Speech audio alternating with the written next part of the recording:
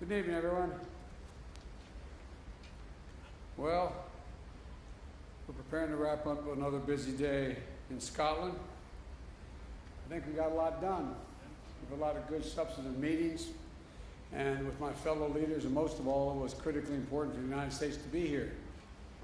At COP26, back in the Paris Agreement, raising domestic climate ambitions and demonstrating a commitment to support the rest of the world, particularly those countries that are on the front lines of the climate crisis. Today I spoke with leaders of forested nations, island nations, developing countries. My message to them was the United States is going to be their partner as we meet this climate crisis. And I want to thank the United Kingdom and Prime Minister Johnson for hosting us, hosting the world at a critical moment, as well as I met with Prince Charles, who's put together a very significant operation over the last 6-7 years, trying to bring in the private sector to work on a number of these issues. Glasgow must be the start, as you're tired of hearing me say it, but a decisive decade of action so we can keep the limit of 1.5 degrees within the reach of us and the rest of the world. We have to keep accelerating our progress. Today's agreement by more than 100 countries, representing 85% of the world's forests, to halt and reverse deforestation by 2030, is a great example of the kind of ambition we need, and the United States is proud to have initiated and supported it. For our part, the United States is going to keep raising the ambition and delivering the goal that we are reducing U.S. emissions by 50 to 52%, as Secretary Kerry's talked about, from the 2005 levels by 2030. This decade, we have to make significant progress.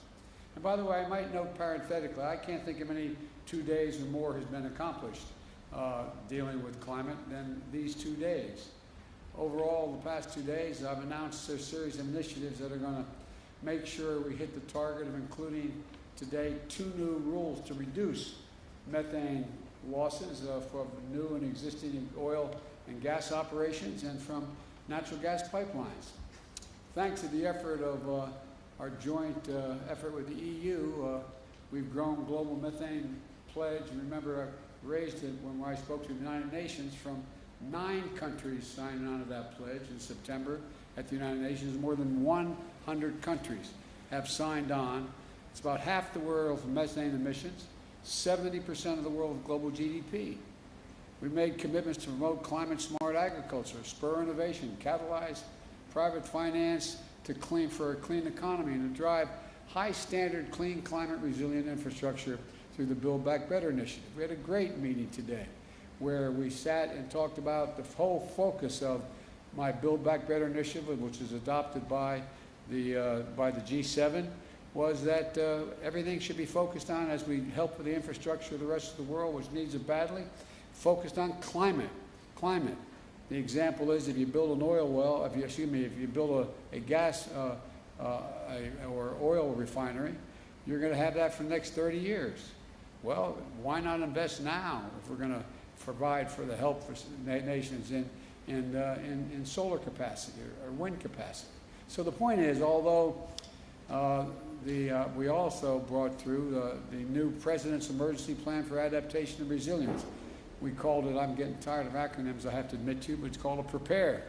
We're going to support climate adaptation efforts of more than 500 million people worldwide. We also released our overall long-term strategy that outlines how we'll get to net zero emissions by 2050. You know, we know that this must be a whole of society effort.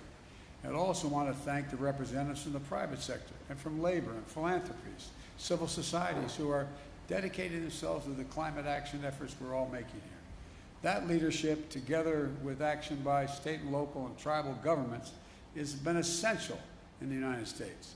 That's why, despite the previous administrations pulling us out of the Paris Agreement and refusing even to acknowledge there was a climate crisis, we still brought down emissions during that period. I also want to acknowledge the passion and power of the young people and the activists who are doing such vital work to remind us of our moral obligation to future generations. But look, as I said yesterday, It's not just a moral imperative, it's an economic imperative as well. Investing in our clean energy future is an enormous opportunity for every country to create good-paying jobs and spur a broad-based economic recovery. As I've said, you've heard me say before, and my colleagues as well, when I think of climate crisis, I think of jobs.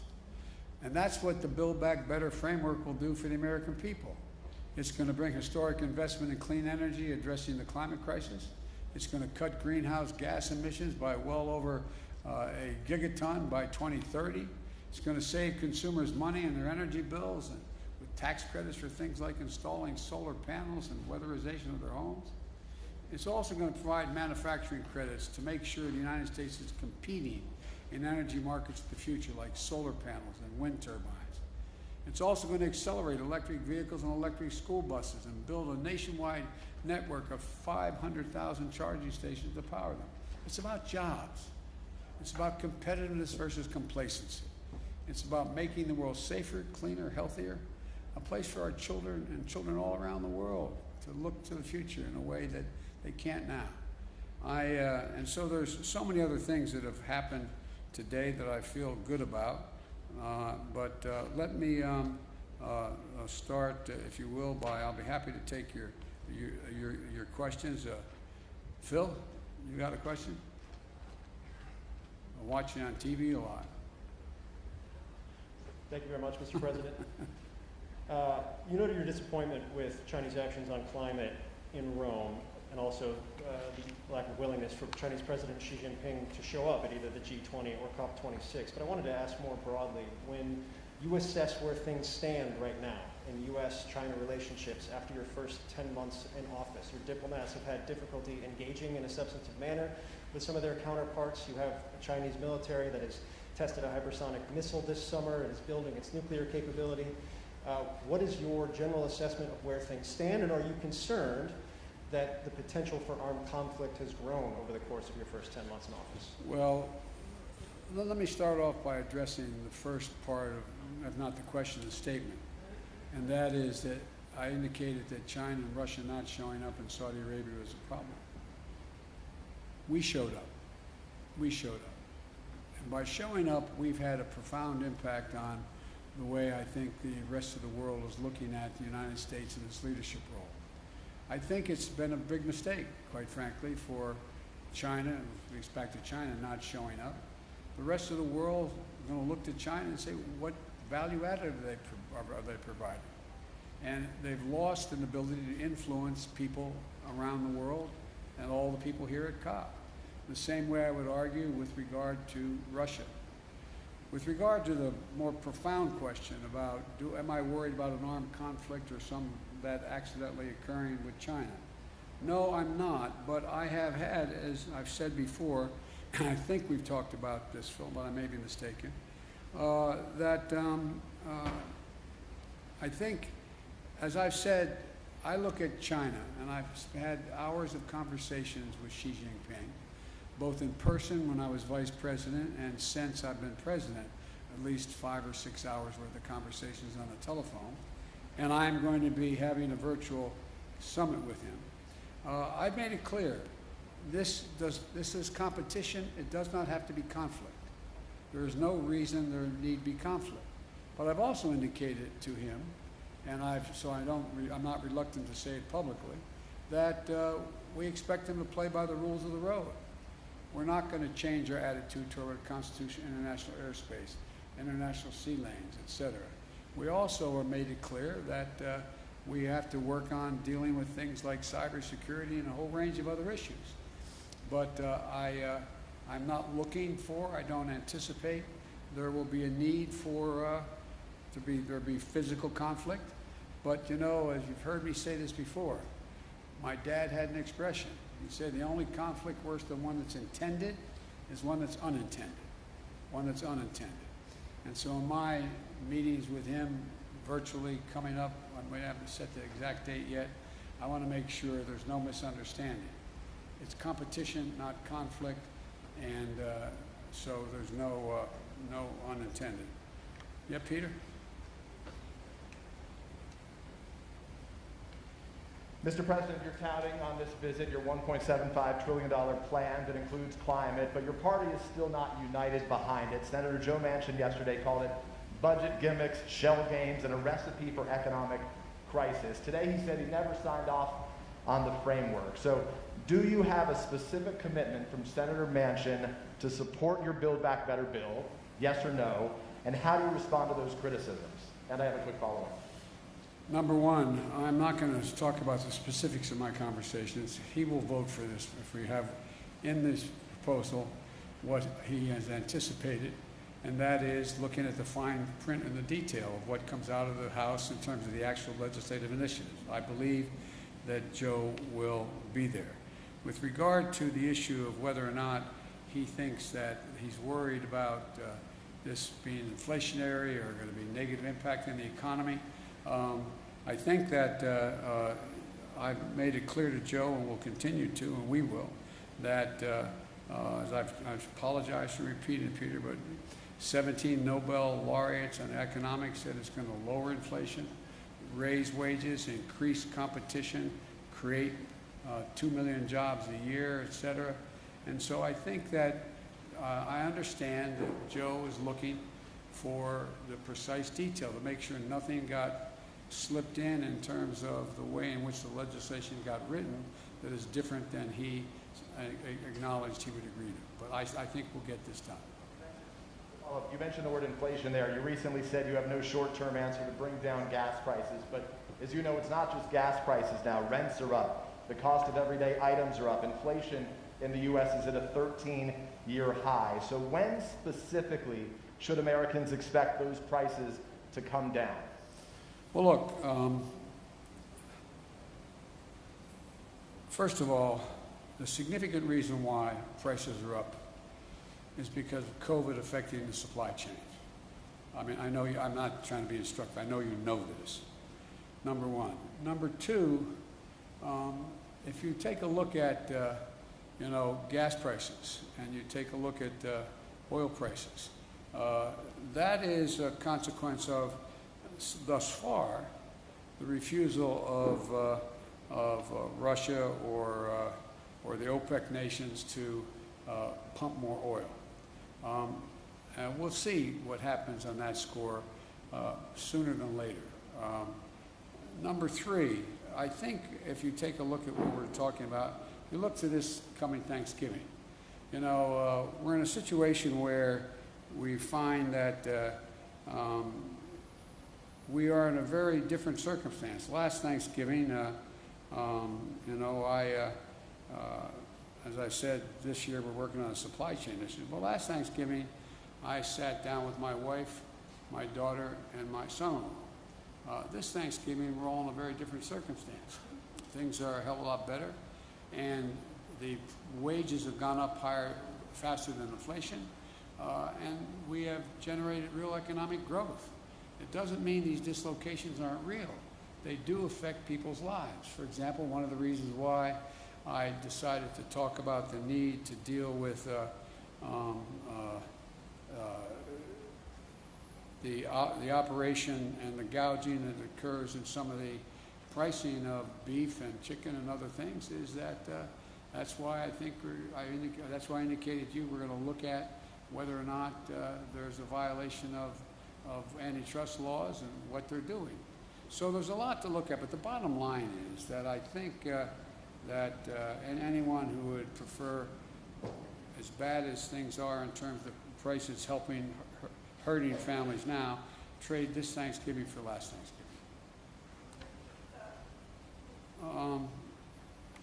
Jen Epstein, Wall Street Journal. Excuse me, I beg your pardon. Bloomberg. I hope I got it. I got it. Thank you. Especially since my granddaughter works for you guys in a different circumstance. So I got it. I'm in trouble. Well, I'm going to ask a very Bloomberg question to begin, which is, have you decided who you will nominate to chair the Federal Reserve Board? And if not, can you speak a little bit about what you're thinking about as you consider your choice for Fed chair and the other seats that are open? This is the latest that a president has gone without nominating somebody the year before a nominee needs to be selected. And are you concerned about potentially having a short timeline, especially if you're not going to re-nominate Jay Powell? No, no, and no. No, I'm not going to discuss it with you because that's in train now. We'll be making those announcements fairly quickly. It's been in train for some time, number one. Number two, I also would indicate that I think we're going to have plenty of time to make sure all the major nominees are able to be cleared in time that where their terms would expire. And number three, I've given a lot of thought to it. And I've been meeting with my economic advisors on what the best choices are. We've got a lot of good choices, but I'm not going to speculate now. Nancy, CBS? I think you had your hand up. I'm sorry. Did you? Thank you very much, Mr. President. Some of the commitments you made here won't happen unless Congress passes future legislation. How do you convince Republicans and even some Democrats to get behind more spending if they look at this conference and say, China isn't meeting these global goals, Russia doesn't intend to meet these global goals, India doesn't plan to, why should we? Because we want to be able to breathe and we want to be able to lead the world. Look, I mean it sincerely. I think, presumptuous of me to say, talk for another leader, but the fact that China, trying to assert, understandably, a new role in the world as a world leader, not showing up, come on. The single most important thing that's gotten the attention of the world is climate. Everywhere. From Iceland to Australia to, I mean, it just is a gigantic issue. And they've walked away. How do you do that and claim to be able to have any leadership now? The same with Putin and Russia. You know, his tundra is burning. He's in a literally the tundra is burning. He has serious, serious climate problems. And he is mum on the willingness to do anything. And so I genuinely believe, and I mean this from the bottom of my heart, when I said at COP7, at the G7, that America was back, you know, people wondered whether, well, is that really true? Well, we were able to change the dynamic of a lot of things coming out of the G7. I think what I'm about to say sounds awfully self-serving. 2 world leaders came up to me today and said, thank you for your leadership. You're making a big difference here. You're moving people. I think you and I talked about that, John, with one of the folks talking to us.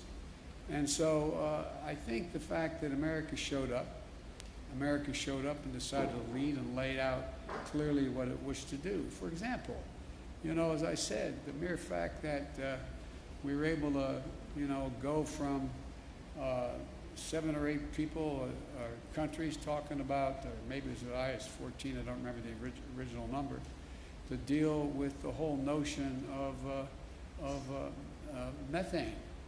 You know, now 100 nations have signed on. 100 nations. 100 nations have signed on to reduce methane by 30% by 2030. That is, and methane is 25 times more toxic to the environment than CO2. So we're making real progress. Or the deforestation issue. Look what we're doing. Look what we've been able to put together. And in addition to that, one of the things that I feel the best about, and I don't claim any unique credit for it, but I think that we've gotten for the first time a combination of, in dealing with the international problem and that circumstances affect all nations, that we've not only gotten countries off the sideline in terms of making significant financial contributions, but literally trillions of dollars worth of the private sector jumping in, knowing they've got to play and they're going to play an incredibly positive part in dealing with these problems. It's real. It's genuine. And so I just think that, you know, that old bad expression, proof of the pudding's in the eating. You know, I feel confident we're going to get done what we have to do at home in order to deliver. And lastly, you know, if you take a look at what economy is growing, the United States is growing. It has problems, mainly because of COVID and supply chain, but it's growing. We've created over 6 million jobs. We're leading the world in terms of the fastest growing economy, major economies. So I think, you know, we're going through a difficult time in the world because of COVID, because of supply chain consequences, because of the environment and all that's occurred, the way it's in fact imploded in the near term. But as I said to you earlier, and I really mean it, I think it presents a gigantic opportunity, an opportunity to, in a sense, press the restart button and move in a direction that I think the vast majority of countries, and look, I'm sure you interview other world leaders that are here, the vast majority think this is an opportunity. They're not quite sure exactly what to do, exactly how to do it. Not that I have all the answers, I'm not implying that. But they know that. They know that growth rests in dealing with the economy in a way that affects the whole notion of what we're going to do about climate change. And it's a gigantic opportunity. Okay, I called on the Wall Street Journal, Catherine. I got the wrong one. Sorry, let's try the real Wall Street Journal. Thank you very much. We are the real Wall Street Journal. Mr. President, you tweeted earlier asking Virginia and New Jersey residents to vote. Democrat Terry McAuliffe is struggling in a state that you won by 10 points. Do you see his problems as a rebuke of your presidency? And could this signal your real losses for Democrats in the midterms? We're going to win. I think we're going to win in Virginia. And you know, you're reporting it being close. The race is very close. It's about who shows up, who turns out. And granted, I did win by a large margin. But the point of the matter is that I think that this is going to be what we all knew from the beginning. It's going to be a tight race. And it is tight. And it's going to get down to turnout. And it's going to, my guess is I'm going to be landing at 1 o'clock in the morning East Coast time. That's probably about the time we'll be hearing what the final results are. I think we're going to win New Jersey as well. But look, you know, the off year is always unpredictable, especially when we don't have a general election going on at the same time. That's been the case up and down, you know, for a long time, especially as Virginia's turned more and more blue. But having said that, I don't believe, and I've not seen any evidence that whether or not I am doing well or poorly, whether or not I've got my agenda passed or not, is going to have any real impact on winning or losing. Even if we had passed my agenda, I wouldn't claim we won because Biden's agenda passed. So, but I think I think it's going to be very close. I think it's going to get down to, as you all know, turnout. And I think that based on what I have heard so far, it's awful hard for me to be prognosticating, which I don't like doing as president anyway, from overseas. But I think, I hope that every eligible voter in Virginia and New Jersey shows up and votes. And the more of them that do, the better off I think our chances are. And I think we're gonna win. Okay. All right. NPR. Scott.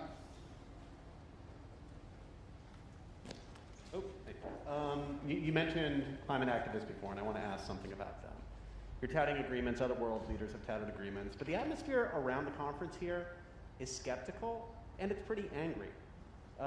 Climate activists feel like decades and decades of COPs have led to broken promises, and they feel like even if all of these goals are reached that you're talking about the last few days, it's just not enough right now. And I'm wondering what you would say to the people outside who are really angry at this conference, especially at this moment, where Joe Manchin has expressed, has created more doubt that your climate legislation will pass, and you've got a very conservative Supreme Court about to take a look at whether your EPA can regulate greenhouse gas emissions. What's your message to people outside who just worry this all isn't enough right now, given the crisis? Well, first of all, I think anyone who is focused on the environment should be worried. We've got a lot more to do beyond what we've done. We've done more than we've ever done, though. That's the point. And more has to be done. And I didn't have a single member of this conference come up to me and say, are you going to pass what you have, and what do you think is, how's that going to affect it? What are you going to do? What they're looking at is what in fact has happened in terms of everything from dealing with deforestation to what we're going to do on Build Back Better and how we've been able to focus now. I mean, when's the last time you heard world leaders sit down together and agree that what they're going to do is when they deal with the needs of the infrastructure of other countries, that they're going to focus first and foremost on whether or not what the climate impact is on that. So I think, look, this is there's a reason for people to be worried. I'm worried. I'm worried if we don't continue to move forward and make the kind of progress we're now making, that it's going to, I mean, we throw into jeopardy the prospect that we're going to be able to keep the temperature from rising above 1.5 degrees Celsius. But I'm optimistic because I think there's a, how can I say it? I guess maybe the best way to say it to you, Scott, is what I feel is that the populations of each of our countries have a different perspective than they did at COP25. I think there is, I mean, not because of necessarily any of the leaders of any of our countries, including mine, that all of a sudden people are seeing these things happening they never thought would happen. They're seeing people drown in their basements in Queens, New York because of flooding and rain. They're seeing that, you know, more territory burned down in the United States just since the first of the year than it makes up the entire landmass of the state of New Jersey. They've seen hurricane with top winds of 178 miles an hour. I mean, so they're looking at these things. They're seeing more, the water's warming. They're seeing a whole range of things occurring around the world that haven't happened. And it's sort of like, whoa, whoa. Because I don't get what I used to get when I started to, there's no reason why anyone would remember this. But back when a fine Republican, a guy named Dick Lugar, was from the state of Indiana, and he and I were either the chairman or ranking members of the Foreign Relations Committee. This over 20 years ago. We ended up proposing, and it worked, but it got no enthusiasm, a thing for debt for nature swaps. People looked at us like, what in the hell are you doing? Why are you forgiving the debt so Brazil won't, you know, burn down more of their forest? Or why are you doing that so they will do? Now, everybody goes, whoa, what else can you do? What else can you do? So I think there's a whole different attitude that's out there. And I think this is being led, and I'm not being solicitous here, I think this is being led by, my granddaughters and their friends, that generation. I think they're out there going, whoa, and they're having a profound impact. Having a profound impact on their parents and their grandparents about what's happening. And then all these climactic and climactic things have happened that people are now paying attention like they never did before. So, you know, there's a lot more to do, and it's going to determine whether or not we're going to be able to fund what we're talking about. But, for example, even if the funding didn't come from some of the governments, you have the private sector now engaged where they're talking about investing, literally the need to invest over trillions of dollars out off the sidelines. It's bankers that are now deciding they got to. I talked a long time ago with you all about that you have major corporate America pricing in the price of carbon. It matters. So things are changing. We just have the right stewardship and enough sense as world leaders to get it right. So thank you all so very much. Appreciate it.